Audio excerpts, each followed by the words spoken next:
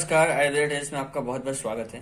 आज हम बीएमएस से रिलेटेड कोई बात नहीं करने जा रहे हैं। बात कैरियर के पॉइंट ऑफ व्यू से ही है, क्योंकि आफ्टर 12th जो बच्चों को चूज करना होता है उसमें कुछ ऐसे बच्चे होते हैं जो नीट में क्वालिफाइड नहीं होते हैं, फिर भी उन्हें मेडिकल फील्ड में ही जाना होता है। तो ऐसे में बहुत सारे ऑप्शंस वो ढूंढते रहते हैं। तो इसी को लेके एक सवाल मेरे पास आया जो कि मुझे अच्छा लगा, जो कि फिजियोथेरेपी से रिलेटेड था। उसमें बच्चा ये जानना चाह रहा था कि सर, जो फिजियोथेरेपिस्ट होते हैं क्या वो डॉक्टर यूज कर सकते हैं एक्चुअल में या नहीं कर सकते, लीगल है या नहीं है। क्योंकि कहीं कहीं बोल रहे हैं कि लगाते हैं डॉक्टर, कहीं कहीं बोल रहे हैं कि नहीं लगाना होता है। पर हम अपने आसपास देखते हैं कि जो फिजियोथेरेपिस्ट होते हैं उनके नाम में आगे प्रीफिक्स डॉक्टर लगा होता है। तो यह कहाँ हद तक सही है, एलिजिबिलिटी क्या है, कोर्स ड्यूरेशन क्या है, क्या जॉब्स हैं इसमें, इस तरह की बातें भी हम थोड़ी बहुत करेंगे। तो पहले मैं आपको बता दूं कि इस वीडियो में बात होने वाली है बीपीटी की, बैचलर ऑफ फिजियोथेरेपी की, जिसके कोर्स ड्यूरेशन की मैं बात करूं तो कोर्स ड्यूरेशन जो है वो आपको 4 साल का होता है, 4 ईयर का होता है। एलिजिबिलिटी की बात हम करें तो इसमें आपको 12th पास होना होता है। समझ रहे हैं बात, 12th पास बच्चे कर सकते हैं आप बीपीटी। प्राइवेट से भी कर सकते हैं, गवर्नमेंट कॉलेज में भी होती है। बहुत सारी यूनिवर्सिटी जो होते हैं वो इसके अलग से एग्जाम भी लेते हैं। इंद्रप्रस्थ यूनिवर्सिटी जो है, इस तरह की बहुत सारी यूनिवर्सिटी है जहां उनके अपने एग्जाम होते हैं, आप उन्हें क्लियर करके वहां एडमिशन ले सकते हैं।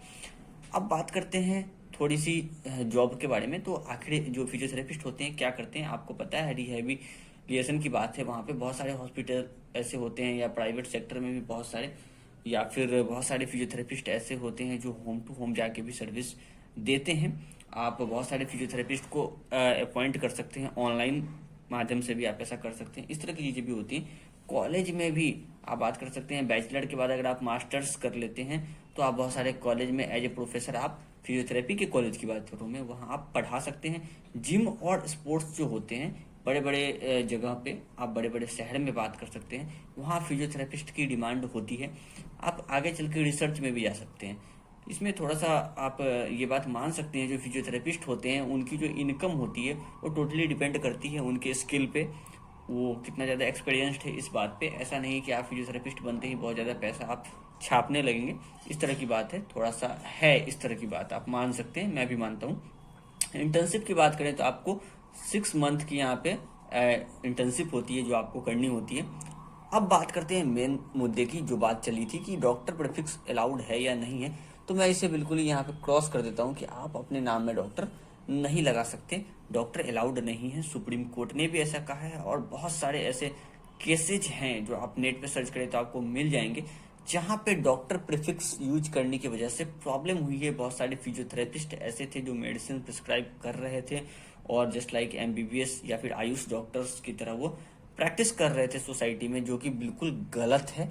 ये उन्हें करना अलाउड नहीं है, इसलिए उन्हें डॉक्टर प्रीफिक्स लगाना भी अलाउड नहीं है, ताकि कोई भी ऐसे लोग जो हैं वो धोखे में ना पड़ जाएं। उन्हें आप जो मेडिसिन से रिलेटेड डॉक्टर है वो आप ना समझ लें, इस तरह की बात। फिजियोथेरेपिस्ट जो है उनका यही काम है, जो मैंने आपको पहले बताया, इनसे रिलेटेड ही उन्हें वर्क करनी होती है। बात आती है नीट रिक्वायर्ड है कि नहीं। कुछ वो जो बच्चा था जिसने मुझसे ये सवाल किया है उसकी बात मैं करूं तो वो नीट में क्वालिफाइड नहीं है। तो मैं बता रहा हूँ, नीट यहाँ रिक्वायर्ड बिल्कुल भी नहीं है। बिना नीट आप क्वालिफाई किए, बिना नीट आप दिए भी आप फिजियोथेरेपिस्ट बन सकते हैं। बायोलॉजी रिक्वायर्ड है कि नहीं है, तो मैं कहूँगा बिल्कुल बायोलॉजी रिक्वायर्ड है। सॉरी, ये जो नीट रिक्वायर्ड की बात है ये नीट रिक्वायर्ड नहीं है, और बायोलॉजी रिक्वायर्ड है। बायोलॉजी आपको वहाँ पे होनी है, समझ रहे बात, बायोलॉजी आपके पास होनी चाहिए 12th में।